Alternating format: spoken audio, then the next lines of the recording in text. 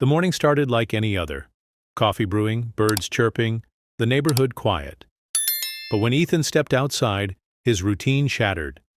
His car, always parked in his driveway, was gone. No shattered glass, no sign of forced entry. Just an empty space where his trusty sedan used to be. At first, he thought maybe he had parked it on the street. Maybe his wife had taken it without telling him. But a quick scan of the cul-de-sac confirmed his worst fear. It wasn't stolen. It was towed. And that's when he heard it. "Oh dear," came the syrupy, sweet voice of Mrs. Callahan, his nosy next-door neighbor, standing on her porch with a steaming cup of tea.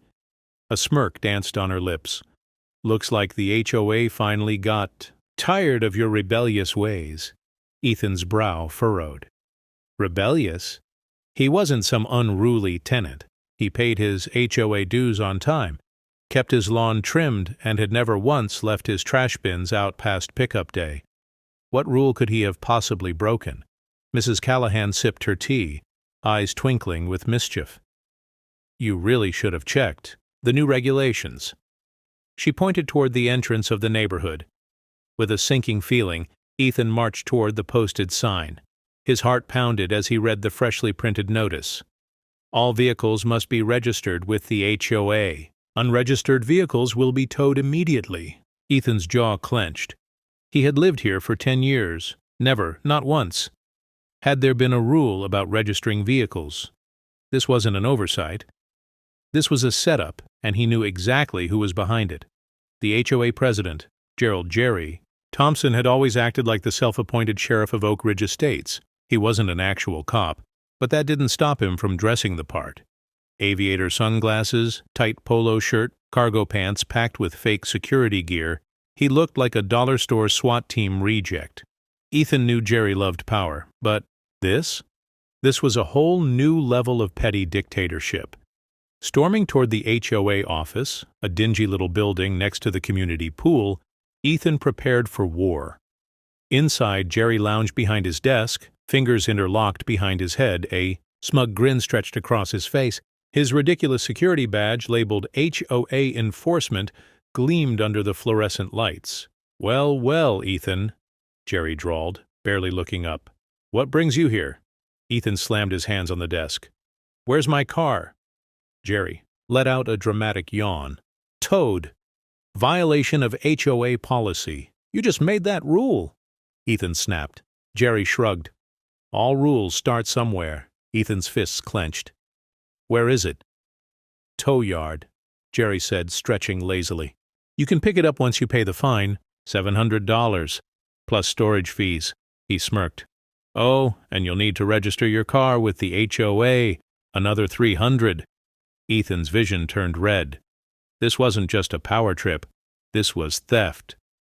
"Jerry," Ethan said, voice dangerously low. "You do realize who you're messing with, right?" Jerry leaned forward, feigning interest. "Oh? Should I be scared?" Without breaking eye contact, Ethan pulled out his DMV badge and slapped it onto the desk.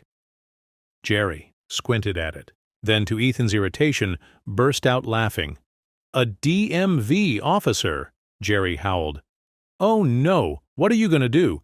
Make me take a number and wait in line?" His cronies, Larry and Doug, both equally delusional in their fake law enforcement fantasies, joined in the laughter. Ethan took a slow breath, forcing himself to stay calm. "This is illegal, Jerry."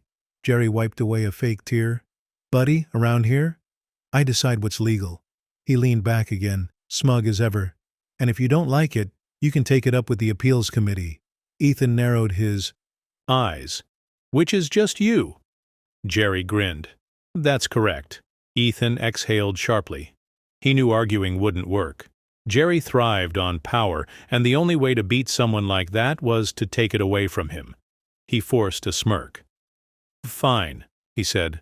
"I'll get my car back." Jerry chuckled. "Not before paying your fines." He gestured toward the door. "And trust me, those fees go up every day it sits in the yard." Ethan turned on his heel and walked out, mind racing. If these guys wanted to play law enforcement, he was about to give them a crash course in real legal consequences. Ethan didn't go home. Not yet.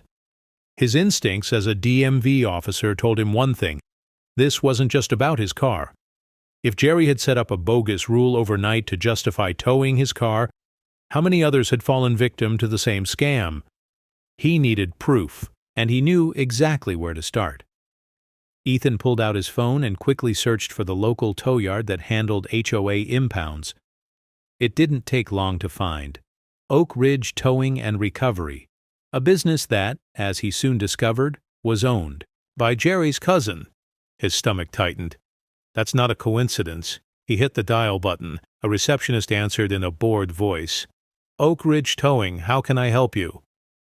Yeah, I'm calling about a car towed from Oak Ridge Estates this morning. Blue sedan.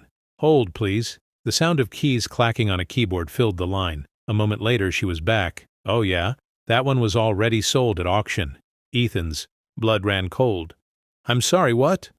Sold at auction, she repeated. About an hour ago. His car? Sold? In less than a day?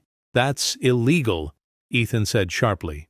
Vehicles are supposed to be held for at least 30 days before an auction, the woman snorted. Talk to the HOA, buddy. We just follow the contracts. And just like that, she hung up. Ethan stood frozen, the phone still in his hand. This wasn't just Jerry flexing his power. This was organized theft, a racket designed to steal people's cars and sell them before the owners had a chance to reclaim them. And that meant he wasn't the only victim. Ethan rushed home, his mind racing. He threw himself into his desk chair and opened his laptop. Oak Ridge Estates had a private Facebook group meant for community updates and neighborly discussions. But Ethan wasn't interested in lost pets or bake sale announcements. He typed "towed" into the search bar. The results were worse than he imagined. Post after post from angry homeowners, all with the same story. My truck was towed out of my own driveway, and the HOA is demanding $1,000 to get it back. My son's car was parked on the street for literally 10 minutes before it got impounded. This is extortion. Jerry is running a scam, and no one is stopping him. And then Ethan saw the worst one.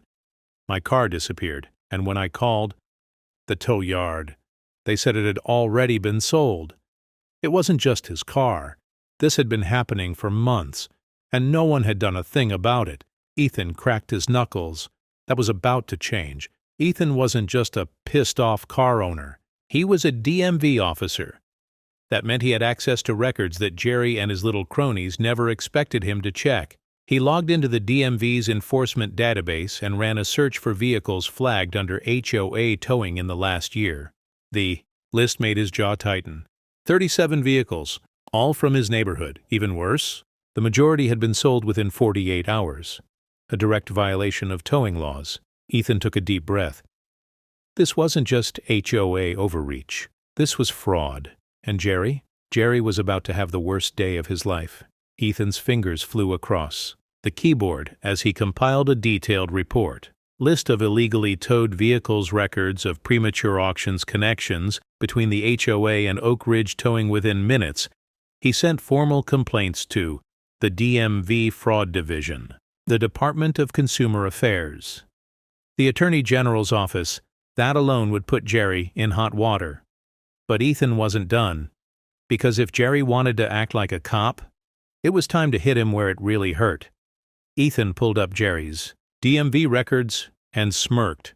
Mr. HOA enforcement had a laundry list of violations: multiple unpaid parking tickets, expired vehicle registration, a suspended license from a DUI 5 years ago, and the cherry on top, Jerry's own truck, the same one he used for his fake patrols, had fraudulent registration. Ethan flagged Jerry's license for immediate suspension. Then, for good measure, he sent an enforcement request to have every vehicle owned by Jerry and his fake security team inspected. By morning, real law enforcement would be knocking on Jerry's door, and this was just the beginning. Jerry had spent years pretending to be a cop. By tomorrow morning, he was about to learn what it felt like to be on the other side of the law.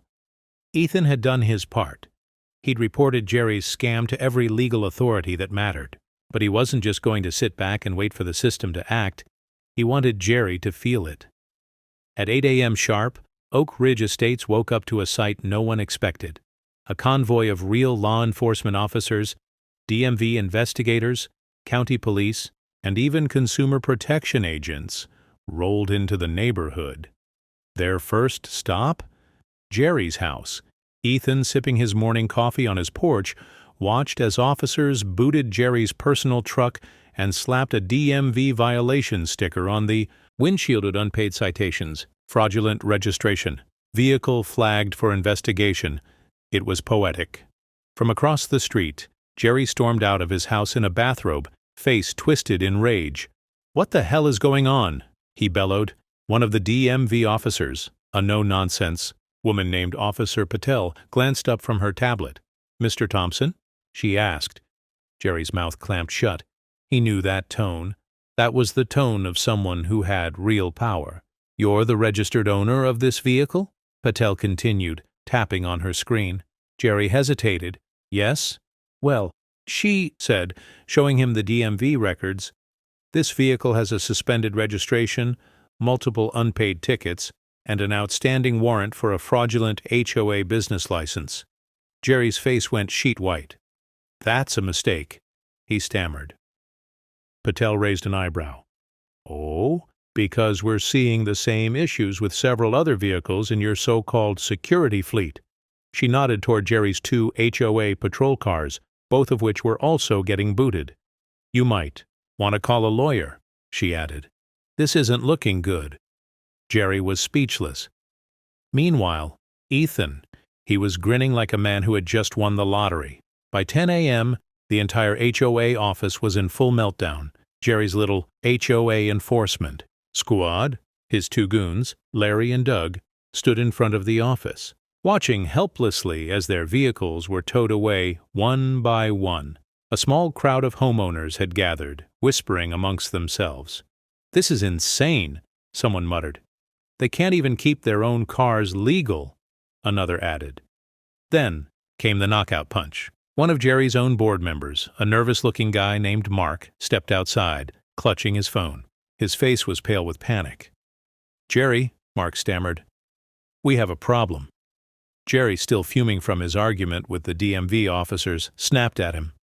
"What now?" Mark swallowed hard. "We just got a call from the state attorney general's office." Jerry's anger froze mid-boil. "They're launching a formal investigation into our finances," Mark said. "They're asking for all our records." The blood drained from Jerry's face. A woman in the crowd gasped. "What do you mean, investigation?" she asked. Mark hesitated, but Ethan stepped forward, his voice loud and clear. "It means," Ethan said, "that Jerry hasn't just been illegally towing cars, he's been stealing HOA funds too." Gasps rippled through the crowd. Now Jerry had real problems. Ethan wasn't done. He had one more ace up his sleeve. That afternoon, local news vans pulled up outside Oak Ridge Estates. Reporters rushed toward the HOA office, cameras rolling as they fired off questions. "Mr. Thompson, are you aware of the financial fraud allegations? Why were homeowners' cars being illegally towed and sold within hours? Do you plan to step down as HOA president?" Jerry tried to keep his cool, but then the lead reporter held up a document, a leaked HOA bank statement, one that showed thousands of dollars funneled into Jerry's personal account. That was game over. Jerry lost it. "This is all fake news," he barked, shoving past the reporters. "I'm not answering any more questions." But the moment he reached his car, or what was left of it, he froze. His truck, his precious truck, was still booted, with a bright yellow sticker on the windshield. It read, "Size pending fraud investigation." Ethan walked up behind him, arms crossed. "You look like you're having a bad day, Jerry." Jerry turned, rage boiling in his eyes. "You think you can just do this to me?" He sputtered. Ethan took a slow sip of his coffee. "I didn't do anything," he said, smirking. "I just followed the rules." Jerry's hands trembled with fury. "This isn't over," he hissed. Ethan shrugged. "Oh, I know." He grinned. "Because I'm just getting started." If there was one thing Ethan knew about guys like Jerry, it was this: they never go down without a fight. And sure enough, by that evening, Jerry was already plotting his counterattack. It started with a knock on Ethan's door. He opened it, too. Find a sheriff's deputy standing there, holding a legal notice. Ethan's stomach tightened. This was bad news. The deputy sighed. "You're being investigated for misuse of DMV resources," he said. Ethan's jaw clenched. "Excuse me?" "Jerry called in a complaint downtown," the deputy explained.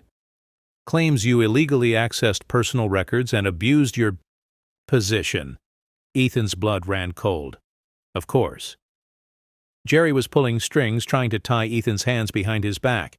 The deputy handed over the notice. "Until this is sorted, you're temporarily suspended from accessing DMV systems." Ethan stared at the paper, fuming. Jerry had played his only real card, using bureaucracy to slow Ethan down. But what Jerry didn't realize was that Ethan had already built his case. He didn't need the DMV system anymore, because now the court of public opinion was already turning against Jerry. The next morning, the HOA office was swarmed, not by cops, not by reporters, by the residents. They had seen the news, they had heard the allegations, and now they were furious. "Where's our money, Jerry?" one woman shouted. "You stole from us!" Another man bellowed. "We want you gone!" Even Jerry's own board members were starting to back away. Mark, the nervous guy from before, spoke up. I think we should put Jerry on suspension," he stammered. "At least until this is investigated." Jerry whirled on him. "What? You can't just—" But before Jerry could finish, a legal representative stepped forward. "We've received notice from the state attorney general's office," the man said. Jerry's face paled. "They've officially opened a case into your financial management. And as of now, your authority in this HOA is suspended." The crowd erupted in cheers. Jerry's face twisted in rage. But this was just the beginning of his downfall. That afternoon, Ethan made one last call to an old friend, a state fraud investigator named Rick. "Got something juicy for me?" Rick asked. Ethan smirked. "How does direct evidence of financial fraud and illegal vehicle auctions sound?" Rick let out a low whistle. "Sounds like someone's going to jail." Ethan sent over every document he had. Bank records, fake HOA fees, fraudulent towing invoices. By evening, Rick called back. "Good news," he said. "The state's filing charges." Ethan's smirk widened. "Against Jerry?" "Not just Jerry," Rick said. "His cousin who runs the tow yard, too. Turns out they've been splitting the profits." Ethan leaned back in his chair, satisfied. Jerry, he had played dirty. But Ethan had played smarter. By the next morning, it was over. News vans were already waiting as 2 police cars rolled up to Jerry's house. The officers stepped out. One of them held a warrant. The lead cop called out, "Gerald Thompson, you're under arrest for fraud, misappropriation of funds, and illegal property seizures." Jerry stood in his doorway, frozen. His mouth opened, closed. For the first time in his life, he had no words. The cuffs snapped around his wrists. The crowd cheered. And Ethan? As Jerry was led away, he turned to Ethan, eyes burning with hatred. "You set me up," he muttered. Ethan smiled. "No, Jerry," he said. "You set yourself up. I just made sure the right people noticed." The neighborhood had never been quieter. No more fake HOA patrols. No more phony tickets. No more Jerry. For the first time in years, Oak Ridge Estates belonged to the homeowners, not some wannabe dictator. Within a week, the HOA board was in full collapse. Jerry was gone. His cousin's tow yard was shut down. The state had frozen the HOA's accounts pending investigation. With no money, no leadership, and no fake laws to enforce, the residents held an emergency vote. And the results? Ridge Estates officially dissolved its HOA. Ethan had done it. He hadn't just taken down Jerry, he had dismantled his entire corrupt system. It took a few days, but Ethan's car was returned, along with several others that had been illegally towed and sold. The state had seized the fraudulent auction company's records, forcing them to reverse the sales. Some homeowners got refunds. Others got justice. And Jerry was facing up to 10 years in prison. One afternoon, Ethan got a call from his boss at the DMV. "You really shook things up, Ethan," his boss said. "We're proud of you." Ethan smiled. "Thanks, but I was just doing my job." His boss chuckled. "Well, consider this a bonus." Ethan blinked. "What? Your work exposing that scam? It's getting statewide attention, and the department wants you leading our new fraud enforcement unit. A promotion." Ethan chuckled. "Not bad. I'll take it," he said. A week later, as Ethan stood in his driveway, admiring his reclaimed car, a familiar voice spoke. "Well, well," Mrs. Callahan said, sipping her tea. "Looks like you won." Ethan chuckled. "I'd say so." She took a slow sip. "What happens now?" Ethan glanced at the empty lot where Jerry's HOA office once stood, then back at his car. "Now?" He smirked. "Now I get back to doing what I do best." Mrs. Callahan raised an eyebrow. "Which is?" Ethan slid into his driver's seat, turning on the engine. "Making sure people like Jerry never get away with this crap again." As he pulled out of the driveway, he couldn't help but smile. Jerry had thought he was untouchable, that he could bend the rules and never face consequences. But in the end, Ethan had proven the one universal truth that men like Jerry always forget. The good system might be slow, it might be frustrating, but when you know exactly how to use it, justice always wins. If you enjoyed this video, please hit the like button, share it with friends, and subscribe for more awesome content. Don't forget to tap the bell icon to stay updated. Your support means the world.